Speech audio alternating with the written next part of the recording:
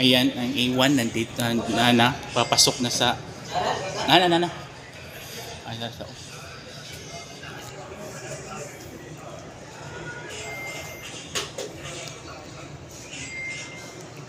Na sila pa, sulod na. Okay.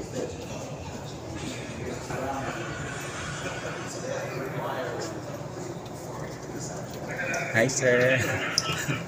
Hello. Hi, Christian. Hi, Paul. Hi, dude. Yan. Hi! Ang saya-saya ko, pinansin.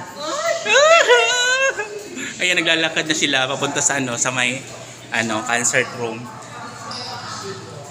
Ayan na sila. Yung unang pumansin sa akin si Ben. Hindi ko lang natawag sa iyo si Ben. Hi!